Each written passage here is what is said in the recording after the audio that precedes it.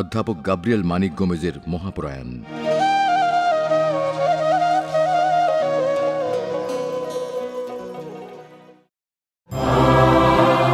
নিঃশেষে প্রাণ যে করিবে দান, ক্ষয় নাই তার ক্ষয় নাই। কাব্যিক এই কথাগুলো যেন হুবহু মিলে যায় প্রয়াত অধ্যাপক গাব্রিয়েল মানিক গোমেজের সারা জীবনের কৃতকর্মের সাথে। জন্ম থেকে মৃত্যু পর্যন্ত এক অফুরন্ত প্রাণ চাঞ্চল্য যেন সর্বদা তাঁকে ঘিরে রেখেছে। নিজের চেয়ে আশেপাশের মানুষকেই যেন বেশি ভালোবেসেছেন, আপন করে নিয়েছেন কথায়, ব্যবহারে ও কাজে। সবাইকে অভিনন্দন জানাই। ও 24শে জুন তেজগাঁও চার্চে তার শেষ কৃত্যানুষ্ঠানে। প্রিয়জনদের কাঁধে 75 বছর বয়সে না ফেরা দেশে পাড়ি জমালেন। দীর্ঘকাল যন্ত্রণা ভোগের ইতি টেনে 23 জুন শুক্রবার সন্ধ্যা 7টায় 63 নম্বর মণিপুরি পাড়ার নিজ ফ্ল্যাটে পরিবারের সবার উপস্থিতিতে শেষ নিঃশ্বাস ত্যাগ করেন তিনি। মাটিভাঙা গ্রামের সন্তান অধ্যাপক গাব্রিয়েল মানিক গোমেজ।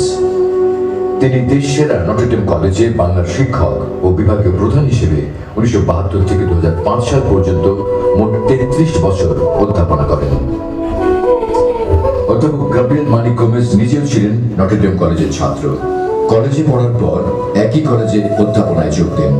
তিনি পাদ্রী শিবপুর খ্রিস্টান ওয়েলফেয়ার অ্যাসোসিয়েশন, বাংলাদেশ খ্রিস্টান অ্যাসোসিয়েশন, ঢাকা ন্যাশনাল ওয়াইএমসিএ এর প্রেসিডেন্ট এবং বিভিন্ন সংগঠনের উল্লেখযোগ্য পদে দায়িত্ব পালন করেন।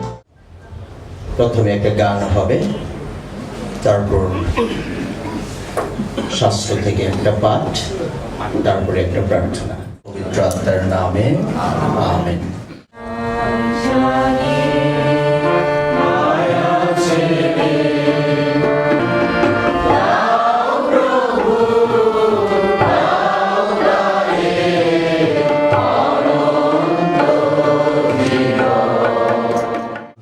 এবার বললেন, তোমাদের হৃদয় যেন বিচলিত না হয়, ঈশ্বরে তোমাদের তো বিশ্বাস আছে। আমি তো এখন তোমাদের জন্য একটি থাকবার জায়গার ব্যবস্থা করতে যাচ্ছি, আর সেখানে গিয়ে তোমাদের জন্য সেই জায়গার ব্যবস্থা করার পর আমি আবার ফিরে আসব। এই হলো প্রভুর মঙ্গলময় বাণী। আমাদের পরলোকগত নমস্য অধ্যাপক গাব্রিয়েল মানিক গোমেজের আত্মার প্রতি আমাদের সশ্রদ্ধ শ্রদ্ধা এবং প্রার্থনা রইল। ঈশ্বর তার আত্মার চিরশান্তি দান করুন। একই সাথে শান্তি দিই আমাদের পরিচিত সবার শান্তি দিদি, স্যারের স্ত্রী এবং তার সন্তানেরা যারা আছে এবং পরিজন যারা আছে তাদের প্রতি আমাদের শ্রদ্ধা রইল, সমবেদনা রইল এবং একই সাথে প্রার্থনা নিশ্চয়তা দিচ্ছে। আপনারা সবাই ভালো থাকুন। ধন্যবাদ। আমার অত্যন্ত সৌভাগ্য হয়েছে যে আমার ছোটবেলাটা কেটেছে এই পরিবারের সাথে। আমরা পাশাপাশি বাসায় থাকতাম, এক বাসা থেকে আরেক বাসায় ওয়াল টপকিয়ে যাওয়া যেত। ছোট ওয়াল ছিল, আমরা ওয়াল টপকিয়ে এক বাসা থেকে আরেক বাসায় যেয়ে আমরা খেলাধুলা করতাম। কনা, নোয়েল এরা আসলে আমরা একসাথে বড় হয়েছি, একসাথে আমরা ক্রিকেট খেলেছি, একসাথে আমাদের ছোটবেলাটা কেটেছে এই তেস্তুরি বাজারে। পরবর্তীতে কনারা চলে যায় পশ্চিম তেস্তুরি বাজার, যেখানে প্রায় দীর্ঘদিন তারা ওখানে ছিলেন। আর আমার জন্য বাড়তি সৌভাগ্য ছিল এটা যে আমার জেনারেশনে আমারই একমাত্র সুযোগ হয়েছে তার সাথে সাংগঠনিকভাবে কাজ করার জন্য, কারণ তিনি ছিলেন আসলে আমার বাবার বন্ধু। আমার বাবা প্রয়াত ক্রিস্টোফার গোমেজের সাথে তিনি ঢাকা ক্রেডিটে একসাথে কাজ করেছেন, খ্রিস্টান অ্যাসোসিয়েশনে কাজ করেছেন, হাউজিং সোসাইটিতে কাজ করেছেন। সুতরাং কিন্তু আমার সৌভাগ্য হয়েছে, আমি যখন ইউনিভার্সিটিতে পড়ি, জাহাঙ্গীরনগর ইউনিভার্সিটিতে, হঠাৎ একদিন চিঠি পেলাম ঢাকা ওয়াইএমসি থেকে যে আমাকে কোড করা হয়েছে বোর্ড অফ ডিরেক্টর হিসাবে। তো আমি যখন গেলাম প্রথম বোর্ড মিটিংয়ে, গিয়ে দেখলাম যে সেখানে প্রয়াত সুশান্ত অধিকারী, আমাদের প্রয়াত স্বর্গীয় গাব্রিয়েল মানিক গোমেস, তারপর মিস্টার পিটার গোমেস, ওনারা সবাই বোর্ড মেম্বার, মিস্টার স্টিফেন বারোই, মিস্টার সুভাষ রত্ন, সবাই আমার বাবার বয়সী। আমি খুব অবাক হয়েছে যে তারা এত মানুষ থাকতে আমাকে কেন তারা বোর্ডে নিয়ে আসলো। এবং সেই বছরটা ছিল ঢাকা ওয়াইএমসির জন্য 25 বছর উদযাপন, এবং ঢাকা ওয়াইএমসির বোর্ড মনে করেছিল তারা একজন তরুণকে চায়, যেহেতু এটা ইউথদের একটা অর্গানাইজেশন। এবং আমার এই সমাজকর্মে বা নেতৃত্বে অনেক কিছু আমি আসলে এই মানিক আঙ্কেলের কাছ থেকে শেখার আমার সৌভাগ্য হয়েছে। এবং আমি আজকে বিশেষভাবে কৃতজ্ঞ চিত্তে স্মরণ করি, তিনি এই সমাজের জন্য, বিশেষ করে ওয়াইএমসির কথা যদি বলি, আপনারা জানেন যে কাকরাইলে আমাদের ওয়াইএমসির একটি ভবন আছে, এবং সেই জমিটি গভর্নমেন্ট থেকে লিজ দেওয়া 33 বছরের জন্য, যেটা রিনিউয়েবল ফর 3 টার্ম। এবং এই জায়গাটি পাওয়ার জন্য সবচেয়ে বড় ভূমিকা পালন করেছেন অধ্যাপক গাব্রিয়েল মানিক গোমেজ। এই জন্য ওনাকে অবশ্য অনেক কথাও শুনতে হয়েছে পরবর্তীতে, কিন্তু আমার নিজের চোখে দেখা, আমি তার সাথে একসাথে কাজ করেছি, যে সরকারি অফিস থেকে গভর্নমেন্টের এরকম একটা জায়গায় গভর্নমেন্ট জমি একটা খ্রিস্টান প্রতিষ্ঠানের জন্য লিজ দেওয়া কত কষ্টকর, কত দিনের পর দিন তার যেতে হয়েছে। এবং যেহেতু মানিক আঙ্কেলের কানেকশন আসলে অনেক সরকারি উচ্চ মহলে অনেক ভালো কানেকশন ছিল, এবং সেটা উনি করেছেন। এবং যেখানেই আমাদের খ্রিস্টানদের উপর অত্যাচার হয়েছে, প্রত্যেকটি জায়গায় তিনি সেখানে সামনে এগিয়ে এসেছেন, প্রশাসনকে ব্যবহার করেছেন, যাতে নির্যাতিতদের পক্ষে, আমাদের যারা খ্রিস্টানরা নির্যাতিত হয়েছে বিভিন্ন এলাকায়, এটা এখনো যেমন হয়, আজকে থেকে 20 বছর আগে হয়েছে, তিনি সব সময় এগিয়ে এসেছেন। সুতরাং এই মানুষটি, আমি মনে করি যে তার যে বহু প্রতিভা, সমাজের প্রত্যেকটি জায়গায় তিনি তার সেই মেধা, তার শ্রম, তিনি সেটা দিয়ে একটা শক্তিশালী খ্রিস্টান সমাজ বিনির্মাণের জন্য কাজ করেছেন। আমি আজকের দিনে বিশেষ করে তার পরিবারকেও ধন্যবাদ ও কৃতজ্ঞতা জানাতে চাই। আপনারা নিশ্চয়ই আন্টিকে চিনেন, যেহেতু আমি তেজগাঁ বড় হয়েছি। আমরা ছোটবেলা থেকেই দেখি যে আন্টি আমাদের তেজগাঁ গির্জার যে গানের দল পরিচালনা সবসময় আন্টি করতো। পরবর্তীতে দেখেছি তার মেয়ে ডিম্পল করছে। এই মণ্ডলীর জন্য এই পরিবারে অনেক অবদান রয়েছে, এবং আমরা এই শুধু ক্রেডিট ইউনিয়ন না, প্রতিটা প্রতিষ্ঠানের পক্ষ থেকে বলতে চাই, আমরা কৃতজ্ঞ চিত্তে এই পরিবারের যে অবদান মণ্ডলীতে, সেটা আমরা কৃতজ্ঞ চিত্তে স্মরণ করছি, এবং আমরা আপনাদের পাশে আছি। আপনারা সব সময় আমাদের প্রার্থনায় থাকবেন, এবং আমরা আমাদের মানিক আঙ্কেল যে আদর্শ রেখে গেছেন, সেই আদর্শকে নিয়ে যেন আমরা এগোতে পারি। তিনি সব সময় একটা কথা বলতেন। আমরা যারা বিভিন্ন জায়গায় সমাজকর্মে নির্বাচন করি, উনি সবসময় বলতেন যে কখনো আপনার বা তোমার প্রতিদ্বন্দ্বীকে ব্যক্তিগত শত্রুতে পরিণত করো। সমাজকর্মে নির্বাচন হবে, কিন্তু সেটা যেন কোনোদিন ব্যক্তিগত শত্রুতায় পরিণত না হয়। যার কারণে মানিক আঙ্কেল দীর্ঘদিন সমাজকর্ম করেছেন, অনেক সংঘ সমিতিতে উনি নেতৃত্ব দিয়েছেন, নির্বাচন করেছেন, কিন্তু আমার মনে হয় ওনার কোনো ব্যক্তিগত শত্রু ছিল না। উনি সবাইকে সেটা সেই ক্ষমা সুন্দর দৃষ্টিতে দেখে অনেকের কাছ থেকে কষ্ট পেয়েছেন, কিন্তু সেগুলোকে ভুলে তিনি সবাইকে নিয়ে একটি ঐক্যবদ্ধ খ্রিস্টান সমাজের লক্ষ্যে তিনি কাজ করেছেন।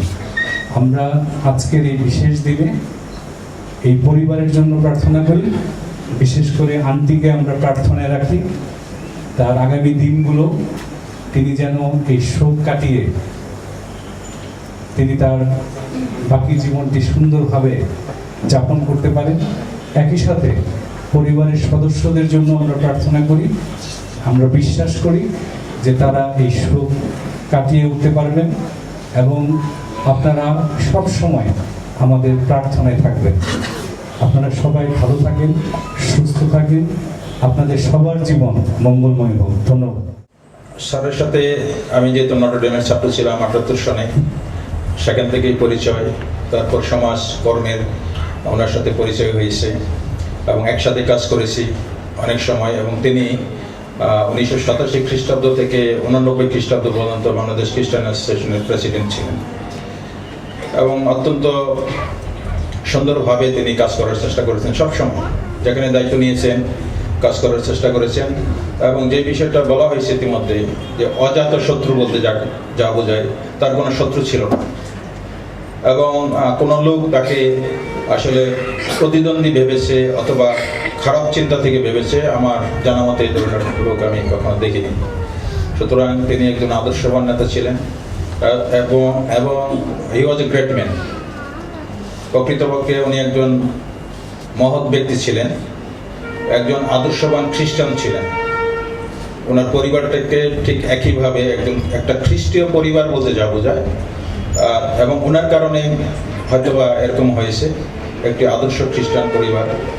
এবং তিনি সৎলোক ছিলেন সব সময় এবং আদর্শ বলতে যা বোঝায় আদর্শবান নেতা হিসেবে, এবং অহিংসার নীতিতে বিশ্বাসী ছিলেন। ওনাকে হারিয়েছি আমরা এবং উনি যদি নাও সময় দিতে পারছেন, কিন্তু ওনাকে আমরা প্রেরণা হিসাবে ভেবেছি। কিন্তু ওনার এই চলে যাওয়াটা আমাদের জন্য অনেক ক্ষতির হয়েছে এবং এটা আমরা মনে করি যে সমাজের জন্য এই অভিভাবকরা চলে যাচ্ছে। কিছুদিন আগে প্রমোদা চলে গেছেন, তার আগে আলেকজান্ডার হুজুর সব চলে গেছেন, তার আগে ড্যানিয়েল ওরা সব চলে গেছেন এবং চলে যাচ্ছেন এইভাবে আমাদের অনেক লোক যারা আমাদের একসময় আমাদের বটগাছের মতো ছিলেন। আমরা আসলে ক্রমান্বয়ে এভাবে আমাদের অভিভাবকদের হারাচ্ছি। আমরা আশা করব ঈশ্বর যেন আমাদেরকে এই সকল সুখ বহন করার ক্ষমতা দেন এবং নতুনভাবে তাদের যে চেতনা, তাদের যে মানে পথ প্রদর্শন, সেটাকে অনুসরণ করতে পারি। আমি পরিবারের প্রতি গভীর শ্রদ্ধা জানাচ্ছি এবং তাদের ধন্যবাদ জানাচ্ছি, সমবেদনা জানাচ্ছি। আমরা আপনাদের সাথে আছি। সুধীমণ্ডলী, প্রয়াত স্বর্গীয় গাব্রিয়েল মানিক গোমেস, উনি ওনার যে এলাকা পাদ্রিশপুর খ্রিস্টান ওয়েলফেয়ার অ্যাসোসিয়েশন, ওনার এলাকার যে সংগঠনটি, এই সংগঠনে উনি দ্বিতীয় প্রেসিডেন্ট হিসাবে নিষ্ঠার সাথে দায়িত্ব পালন করেছেন। এই সময় সংক্ষিপ্তভাবে স্মরণ করার জন্য অনুরোধ করছি পাদ্রিশপুর খ্রিস্টান ওয়েলফেয়ার অ্যাসোসিয়েশনের বর্তমান chairman mister Joseph D Rozario. প্রথম দিকে স্বর্গীয় লুকাস রোজারিও এর সভাপতি দায়িত্ব পালন করেন এবং একজন তৎকালীন যুব সদস্য হিসেবে শ্রদ্ধেয় প্রফেসর গাব্রিয়েল মানিক গোমেস তাদের সাথে কাঁধে কাঁধ মিলিয়ে কাজ করা শুরু করেন। ওনার এই যে পথ চলা শুরু হলো, তারপরে তো আপনারাই বলেছেন বিভিন্ন প্রতিষ্ঠানে কিভাবে আস্তে আস্তে উনি নেতৃত্ব দিতে শুরু করেন। মূলত পাদ্রীশিবপুর মাটির সেই যে সংগঠন, এখান থেকেই তার নেতৃত্বের হাতে খড়ি এবং আস্তে আস্তে তা বিকশিত হয়। আমি আগে যারা বলেছেন তাদের সঙ্গে সহমত প্রকাশ করছি। ওদিকে গেলে অনেক বক্তব্য বাড়বে।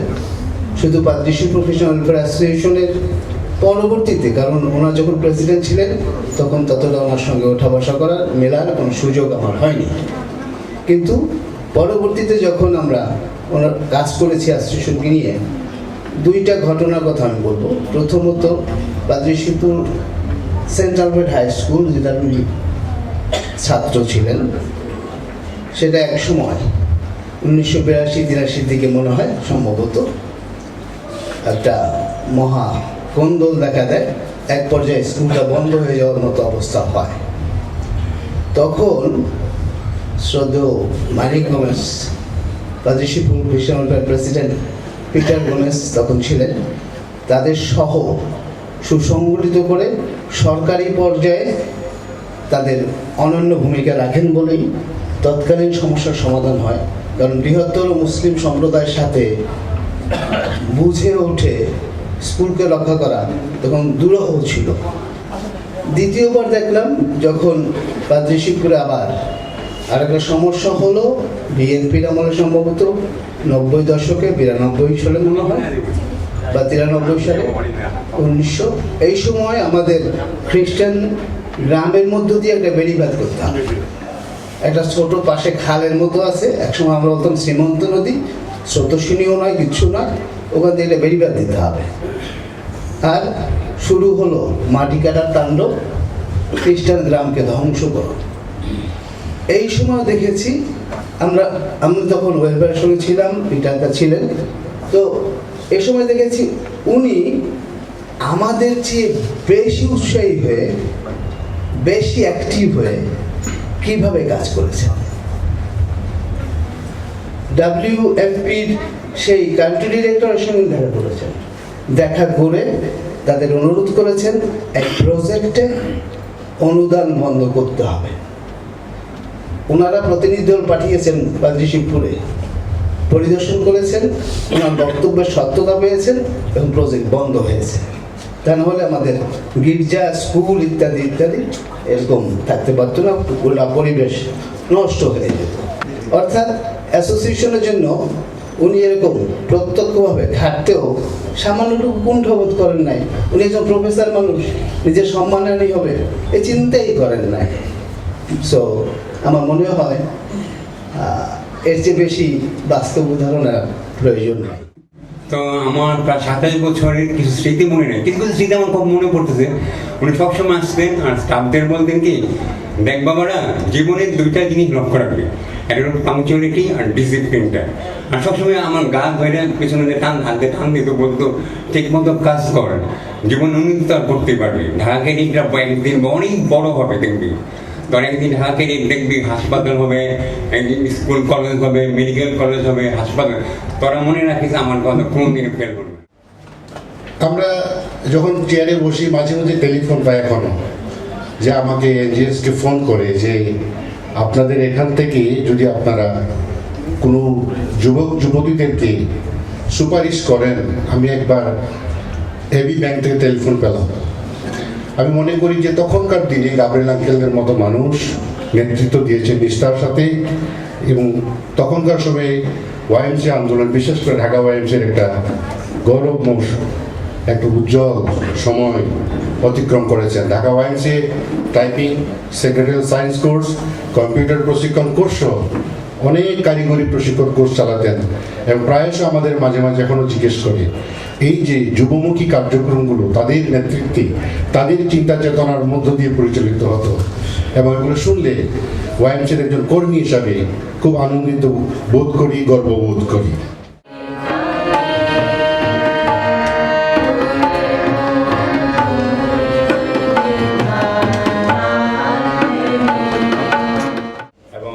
প্রফেসর মানিক উনি আমাকে বলতেন যে জন, তুমি তো বাংলাদেশে আসছো, বাংলা শিখতে হবে।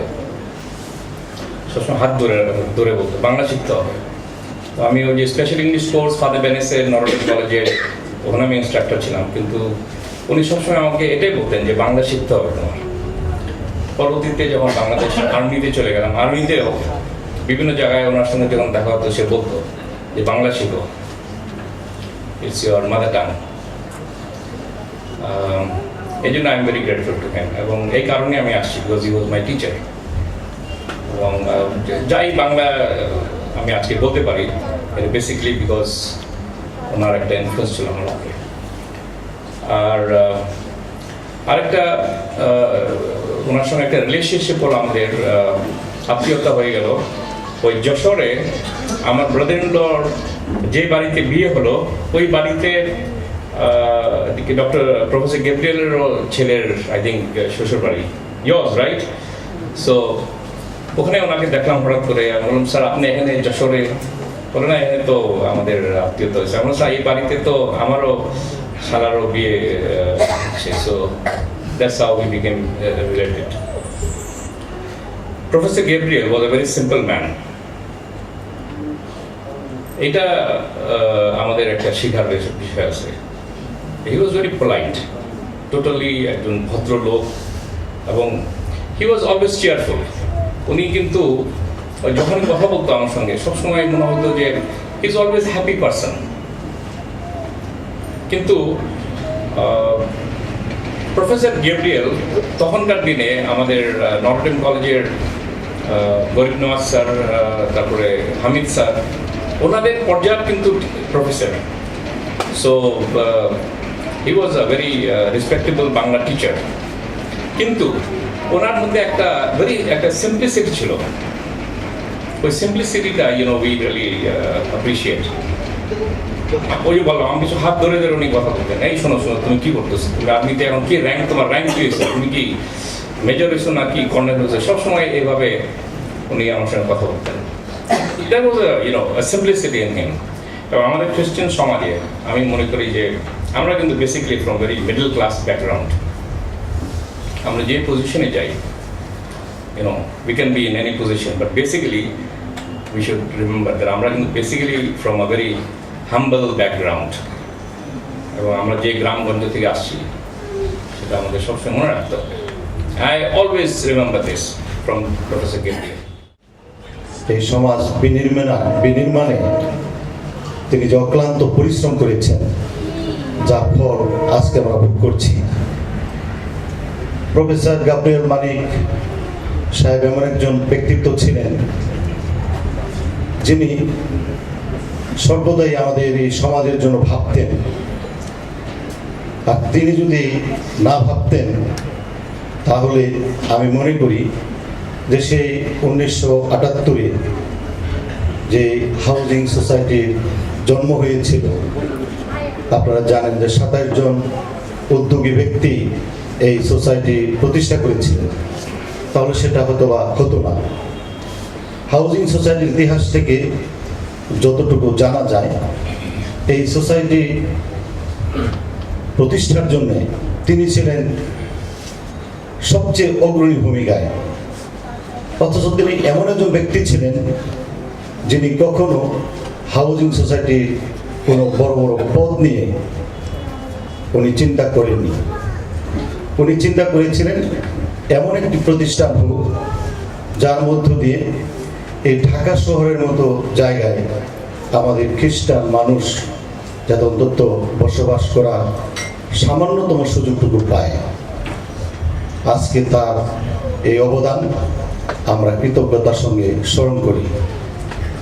সেই হাউজিং সোসাইটি যদি তখন প্রতিষ্ঠা না হতো, তাহলে আজকে ঢাকা শহরের মতো জায়গায় আমাদের এই খ্রিস্টান সমাজের প্রায় 400 পরিবার ফ্ল্যাট নিয়ে স্থায়ীভাবে বসবাস করছেন, এবং ঢাকা শহরের আশেপাশে আরও প্রায় 2000 সদস্য প্লট কিনেছেন। এটা আমাদের জন্য অনেক বড় একটি পাওয়া। সুতরাং আজকের এই দিনে এমন একজন মহৎ ব্যক্তির সম্বন্ধে আলোচনা করতে পেরে বা স্মরণ সভায় উপস্থিত হতে পেরে আমি নিজেকে খুবই ধন্য মনে করছি। তিনি এমন একজন ব্যক্তি ছিলেন যে শুধু খ্রিস্টান সমাজ নয়, আমি রাজনৈতিক বা প্রশাসনিক অনেক অনেক জায়গায় বিভিন্ন কারণে যখন গিয়েছি, প্রফেসর গাব্রিয়েল মানিকের নাম শুনলে সবাই আমাদেরকে একটা বিশেষ স্নেহের চোখে দেখতেন বা ভালোবাসা দিতেন যে গাব্রিয়েল প্রফেসর মানিক সাহেবের আমরা খুব কাছের মানুষ। ওনার পরিচয়ে আমরা বিভিন্ন সময় সরকারি বেসরকারি অনেক জায়গা থেকে অনেকভাবে লাভবান বা উপকৃত হয়েছি। মানিক স্যার আমার শিক্ষক, তিনি 4 বছর আমাকে পড়িয়েছেন। ক্লাসরুমে সে এত আন্তরিক ছিল, তিনি অন্তরের কথাগুলো আমাদের বলতেন। অবশ্য আমরা যারা ক্লাস করেছি একসাথে সবাই সেমিনারিয়ান ছিলাম। তার পরিবারে কে আছে, কে কি বললো, কি করলো, সমস্ত কিছু আমাদের সাথে সহযোগিতা করতেন। আমি তার পরিবারের সবার নামও জানতাম আমরা। আর এটা সম্ভব হতো কারণ তিনি আমাদেরকে খুব আপন করে কাছের থেকে ভালোবাসতো, কারণ তিনি জানতেন আমরা সবাই একদিন ফাদার হব। আর এই থেকে আমি পরে চিন্তা করলাম তিনি যে একজন ভালো বাবা ছিলেন, পিতা ছিলেন, সেটারই কিন্তু একটা সুন্দর প্রকাশ। যে পরিবারের সবকিছু সুন্দরভাবে সহভাগিতা করতে পারে তিনি মহান বাবা, মহান পিতা। আর সেই হিসাবেই তাকে আমি দেখেছি। 2000 সনে যখন আমি কলেজে আসি, মাত্র লেখাপড়া শেষ করে আসলাম, আমাকে যখন পরিচয় করাই দিল তখন আমার হাতে ধরলো, সেই বসালো তার পাশে, অনেকটুকু আদর করলো। আমরা অনেকদিন পরেই একজন ফাদার পেলাম। আমাদের কিন্তু দায়িত্ব গ্রহণ করতে হবে, এবং প্রায় প্রায় তিনি আমাকে ডাকতেন, একান্তে কথা বলতেন, অনেক ভালোবাসার কথা বলতেন। তিনি শুধু আমার সাথে নয়, আমরা তাকে দেখেছি আমাদের টিচার্স রুমে, যখনই তিনি বসেন তিনি কখনো একা নয়, অনেকে তার চারপাশে তার কথা শুনতেন। তিনি অনবরত কথা বলতে পারতেন, কারণ এত ওয়ার্ম হার্টেড মানুষ, খুব সহজে মানুষকে আপন করে নিতে পারতো, খুব সহজে তার চিন্তা ভাবনা অন্যের কাছে তিনি দিতে পারতেন। এবং আমি যখন আবার পড়াশোনা করতে চলে গেলাম, 2005-এ যখন আসলাম, তার শেষ বৎসর, তখন আমি দেখতাম, একজন বলেছে যে তিনি খুব পাঞ্চুয়াল ছিলেন। তিনি অসুস্থ ছিলেন আমরা জানি, কিন্তু তখন কখনো সেই ক্লাস মিস করতেন না, ক্লাসে লেট হতেন না।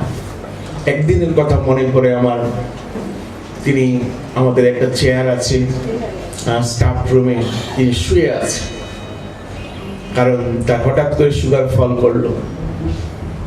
আমরা যারা ছিলাম সবাই নার্স নিয়ে আসলাম, তাড়াতাড়ি তার সেবা শুশ্রূষা করলাম। একটু পরেই শুনে তিনি আবার ক্লাসে চলে গেছেন। নটরডেম একটা পরিবার, 33 বছর তিনি এই পরিবারে কাটিয়েছেন। হয়তো তিনি বাড়িতে যেতেন শুধু ঘুমাইতে। কর্মজীবন ছিল কলেজকে তিনি আন্তরিকভাবে ভালোবাসতেন, এবং কলেজের কিভাবে মঙ্গল হয় সবটুকুই তিনি আমাদের পরামর্শ দিতেন। মানিক যখন প্রেসিডেন্ট 90 থেকে 93 সন, আমি তখন ভাইস প্রেসিডেন্ট। ওনার সাথেই ছিলাম, ওনার সাথে একত্র কাজ করেছি 3 বছর, এবং অনেক পরামর্শ লাভ করেছি, অনেক নীতিগতভাবে অনেক সিদ্ধান্ত নিতে পেরেছি। কোনো কথায় উনি আমার সাথে বিতর্কে বা আমি ওনার সাথে বিতর্কে যেতাম না। আমাদের চিন্তাধারাগুলো এত সুন্দর ছিল যে আমরা সব সময় চিন্তা ভাবনা করে যাতে সমবায়ের উন্নতি করা যায়, সমবায়টাকে আরো উন্নতির পক্ষে নিয়ে যাওয়া যায়, আমরা সেই চিন্তা সবসময় করেছি। আমরা যদিও চিন্তা করেছিলাম পাত্রদের ওনার বাসায় যাব, কিন্তু আমাদের পক্ষে আর সুযোগ হয়নি, আর জানতেও পারি নাই যে উনি এত সত্য চলে যাবেন। কারণ আমি অসুস্থ, মাঝে আমি অনেক অসুস্থ ছিলাম, এখনো অসুস্থ, আমিও চলতে পারি না। তারপরও আমি আজকে আসছি মানিকের এই স্মরণ সভায় 2-1টি কথা বলার জন্য। তার পরিবারের সাথে আমাদের পরিবারের একটা সখ্যতা ছিল, এখনো আছে। এমন কোনো দিন ছিল না মানিক সন্ধ্যা হলে আমাকে না ডাক দিত। কোপারেটিভ থেকে যাওয়ার পরে বিয়ে ঘরে ফিরছেন, হ্যাঁ ফিরছি, আমার বাসায় চলে আসে। আর যদি যাইতে পারতাম না, গালাগালি হতো সমান, এক্ষণ চলে আসে। বাধ্য হয়ে গালাগালির ভয়ে ওনার বাসায় যেতাম। খুব উদার মনা লোক ছিলেন, প্রাণ ভরে কথা বলতে ভালোবাসতেন। কথা বলাটাই ওনার একটা বিরাট, আমাদের অধ্যক্ষ মহোদয় বলে গেলেন উনি কথা বলতে ভালোবাসতেন। ঠিকই, উনি কথা বলতে অনেক ভালোবাসতেন। এবং আমি যখন প্রেসিডেন্ট হলাম ঢাকা ক্লিনিকে, তখনও আমি ওনার এখানে গিয়ে ওনার পরামর্শ নিতাম। তখন আমরা একত্রে, উনি আমার বাসায়, আমি ওনার বাসায়, আমাদের যাতায়াত ছিল এবং ওনার পরামর্শ আমি সব সময় নিয়ে কাজ করতাম। কারণ উনি সময়কে ভালোবাসত, এই সমবায় সমিতিকে উনি অনেক ভালোবাসত। এবং যে 3 বছর ওনার সাথে কাজ করতে পেরেছি, আমি একদিনও ওনার মুখে শুনি নাই কোনো মন্দ কথা সমবায় সম্পর্কে। আমি সব সময় শুনেছি এই সমবায়কে উন্নতি করবে, নিয়ে যেতে হবে। নটরডেম একটা পরিবার, এটা ঠিক, কিন্তু প্রত্যেকটা ডিপার্টমেন্ট আবার ওটা যৌথ পরিবার, ডিপার্টমেন্টগুলো একক পরিবার। সেখানে কিভাবে সম্প্রীতি রাখতে হয় মানিকদার কাছে হয়তো কিছুটা শিখেছি, চেষ্টা করি সেটা কাজে লাগাতে, স্নেহ করি জুনিয়রদের। কিন্তু সেদিন যখন আমি ফেসবুকে দেখলাম বাবুর পোস্টে, বাবু আর আমি একই বছর আমাদের জন্ম, বাবু আমার কয়েক মাসের ছোট, তো সেজন্যই আমি দাদা ডাকতাম, দাদা বৌদি ডাকতাম। এবং এই পরিবারের সবাই আমাকে অনেক ভালোবাসতো। ইভা সামনে আছে, ডোরার সাথে অনেক কথা হতো ফোনে। কিভাবে যেন হয়ে গেল। আসলে স্যার খুব পারিবারিক ছিলেন, খুবই স্নেহপ্রবণ ছিলেন। এবং আমাকে উনি শিখিয়েছেন গির্জার সামনে দিয়ে যেতে গেলে ক্রুশ চিহ্ন করতে হয়।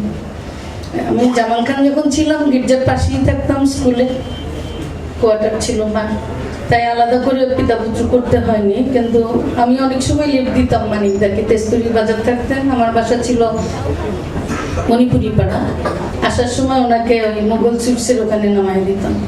তো কাকরাইল চার্চের সামনে দিয়ে আসার সময় ক্রিশ্চিয়ান করানো আজকে আমি আবার আমার ছেলেকে শিখিয়েছি এটা, গির্জার সামনে দিয়ে যাওয়ার সময় ক্রিশ্চিয়ান করা।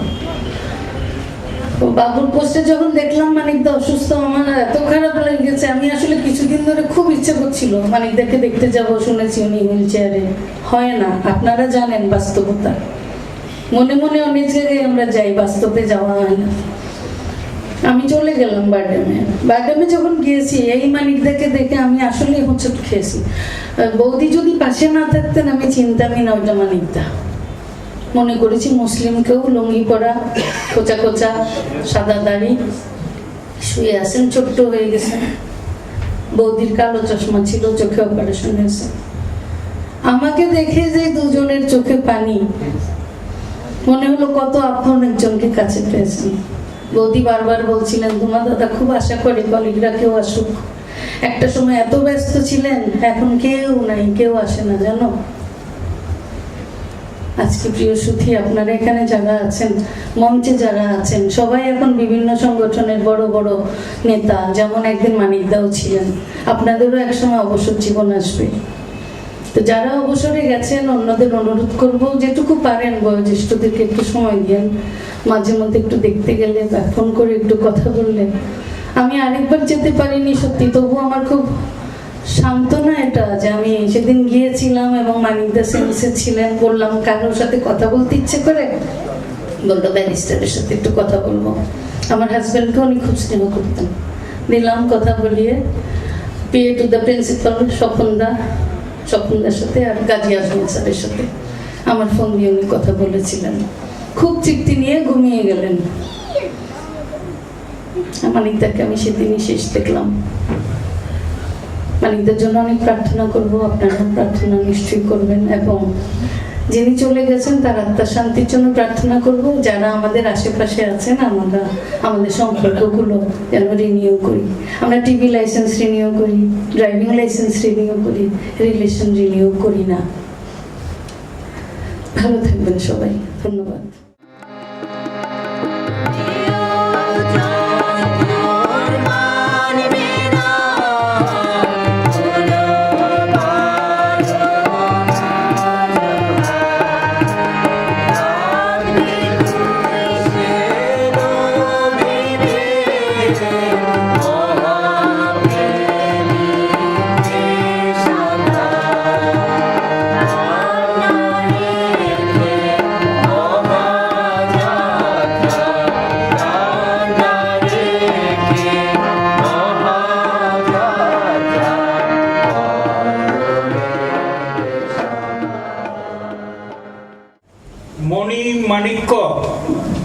অত্যন্ত মূল্যবান। যাদের আছে তারা বুঝে এর মূল্য কত।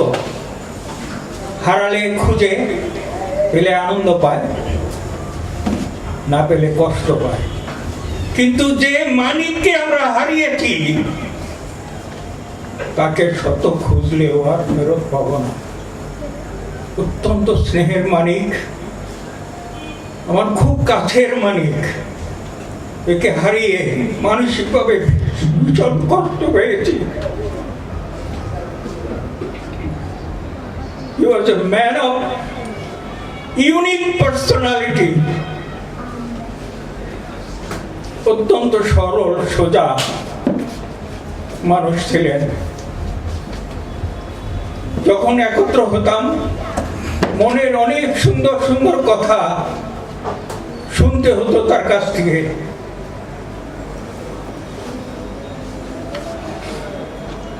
মানিক এত ধার্মিক ছিলেন, যে কোনো একটা সংবাদ বা আকস্মিক কিছু এলেই সঙ্গে সঙ্গে মা মারিয়া মা মারিয়া। এবং তার যে সত্যিকারের ড্রাইভার শান্তি, সে তাকে ছোটবেলা থেকে মানে বিয়ের পর থেকে যদি পরিচালনায় না থাকতেন তাহলে এই মানিককে আজকে আমরা এত কথা বলার সুযোগ পেতাম না। আপনারা যারা দেখেছেন তাদের বিবাহর পরে এই শান্তি তাকে কিভাবে সামনে এগিয়ে নিয়ে গেছেন। শান্তির ব্যাপারে বলতে গেলে কোনো একটা আকস্মিক কোনো আলোচনা কোনো কিছু হলেই হঠাৎ যিশু যিশু যিশু যিশু বলে বলতেন। এই যে দুইজনের ভাষা, মুখে যে কোনো সময় যিশু মা মারিয়া। তাদের সারা জীবনে তারা কখনো ধর্ম থেকে বিচ্যুত হয়নি। এই ধার্মিক ছিলেন বলে তারা ছিলেন সরল। এবং মানিকের সবচেয়ে বড় গুণ যেটা ছিল সেটা হলো মানুষকে সে ভালোবাসতেন। আমাদের ঘরে এত মানুষ আসতেন, এত মানুষ সবার ঘরে সবাই যায়, কিন্তু আমাদের যেহেতু বাবা একসাথে অনেকগুলো সমিতির সাথে জড়িত ছিলেন, তো সেহেতু মানে people always used to come, সবসময়। মানে আমরা কিন্তু কখনো বোর ফিল করিনি। অনেক সময় দুপুরে খাওয়ার আগে বাবা ফোন করতেন, আঞ্জু, আমার মাটা আঞ্জেরা, আঞ্জু 5-6 জনের জন্য রান্না করো। এরকম অনেক অনেক অনেক অনেক আমার এগুলো সবসময় অনেক স্মৃতির মধ্যে পড়ে। মার উপরে অনেক অনেক অত্যাচার হয়েছে। অত্যাচার বলতে এই ধরনের আর কি। তা আমরা আসলে এগুলো ইউজ টু হয়ে যেতাম। এটা আমাদের কাছে নর্মাল ব্যাপার ছিল, ভেরি নর্মাল। কোনো মানুষ দুপুরে আসলে পরে না খেয়ে যেতে পারতো না।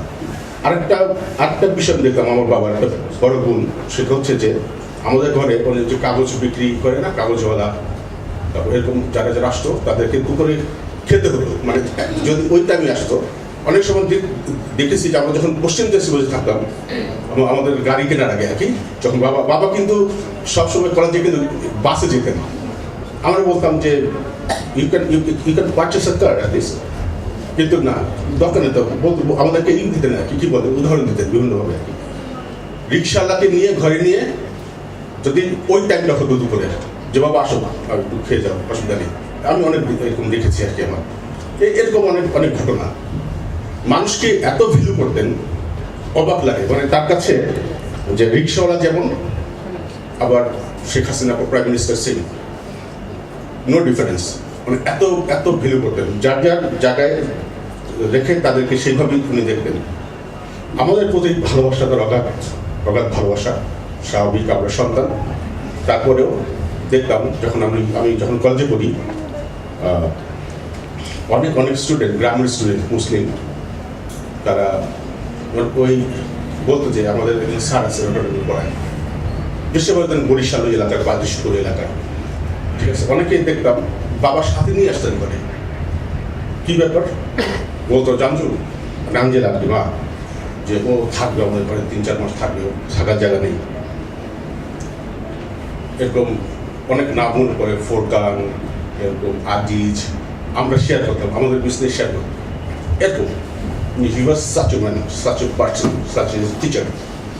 আমাদের কখনো আমরা কিন্তু বাবার এই গুণটা আমরা কম বেশি পেয়েছি আমরা ভাই বোনেরা, যে মানুষকে সম্মান করা, মানুষকে কাছে টেনে নেওয়া খুব তাড়াতাড়ি। এটা আসলে আমাদের মানে বাই বর্ন, এটা এরকম না যে আমাদের শিখতে হয়েছে, কারণ আমরা দেখেছি ছোটবেলা থেকে।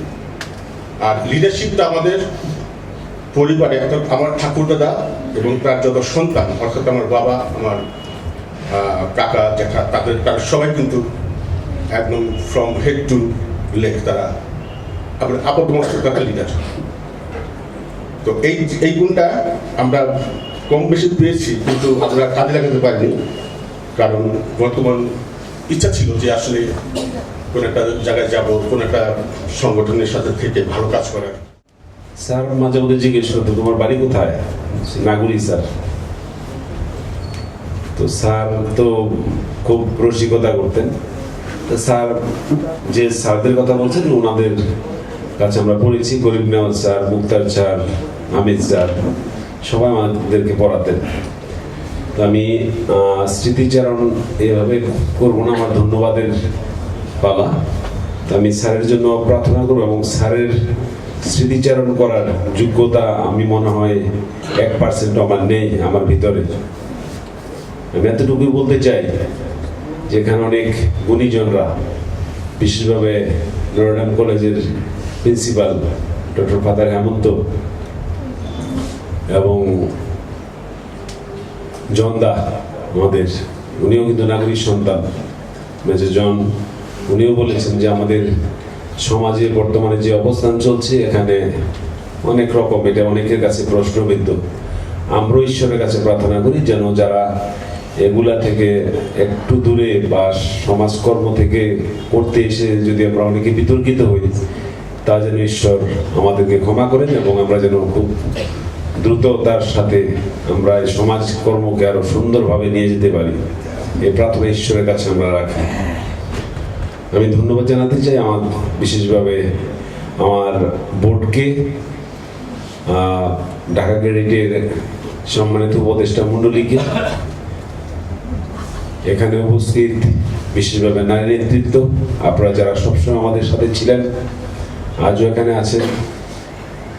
আমি 6টা পর্যন্ত 6:05 একজনকে পাঠালাম যে দেখো আমাদের 6 তলা কি লোক আসছে কিনা, তখন গিয়ে বললো বেশি আসে না, কিন্তু 5-7 মিনিট পরে আবার খবর নিলাম যে হলরুম ভরে গেছে, আমাদের নিচে অনেক লোক। আসলে আমরা বুঝতে পারি স্যারকে কত ভালোবাসতেন, আমরা কত শ্রদ্ধা করতাম।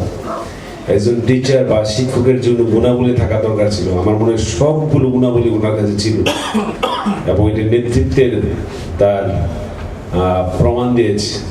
এটা অনেক কথা শুনেছি আমরা ঈশ্বরের কাছে প্রার্থনা করি যে আমরা যেন তার কিছু অংশ কিছু হলেও সেই গুণের অধিকারী হতে পারি, যারা আমরা বিশেষভাবে সমাজে নেতৃত্ব দিচ্ছি। আমি বিশেষভাবে ধন্যবাদ জানাই যে স্যারের পরিবারের তার সন্তান সন্ততি যারা রয়েছে দেশে বিদেশে সবার সুস্বাস্থ্য কামনা করি, এবং অবশ্যই আমরা যতটুকু সম্ভব প্রতিষ্ঠানের পক্ষ থেকে আপনাদের পাশে আমরা দাঁড়াবো। আজকের দিন আমাদের জন্য অত্যন্ত গুরুত্বপূর্ণ দিন। এই গুরুত্বপূর্ণ দিনে আজকে আমাদের স্মরণের জন্য যে স্মরণ সভা, এই স্মরণ সভায় শেষ মুহূর্তে আমরা শেষ প্রার্থনায় আমরা অংশগ্রহণ করি। আমরা তোমায় ধন্যবাদ দিই, কেননা প্রভু তুমি শুরু থেকে শেষ পর্যন্ত তুমি অদৃশ্য রূপে তুমি আমাদের সঙ্গে বিরাজমান ছিলে। প্রভু আমরা তোমায় ধন্যবাদ দিই যে অদৃশ্য রূপে তুমি আজকে একজন ভক্ত সন্তানের স্মরণ সভায় তুমি আমাদের সঙ্গে ছিলে, এবং পবিত্র আত্মা তুমি আমাদের শক্তি জুগিয়ে দিয়েছিলে। যে সন্তানকে ঘিরে আজকে আমরা এখানে আলোচনা করেছি, প্রভু আমরা বিশ্বাস করি প্রভু এই সন্তানকে তুমি তোমার কোলে স্থান দিয়েছ। আমরা তোমায় ধন্যবাদ দিই যে সন্তানকে তুমি তোমার কোলে আশ্রয় দিয়েছ, এবং সুন্দর স্থানে তুমি আবাসভূমি হিসাবে তাকে তুমি রেখেছ। আমরা প্রার্থনা করি প্রভু, যারা আমরা আছি বিশেষ করে প্রভু আমাদের মাসিমার জন্য আমরা তোমার কাছে প্রার্থনা করি। এই বৃদ্ধা মাকে প্রভু তুমি সুখ সইবার শক্তি তুমি দান করো, যারা আনন্দ ভরে তোমার উপর নির্ভরশীল হয়ে জীবনযাপন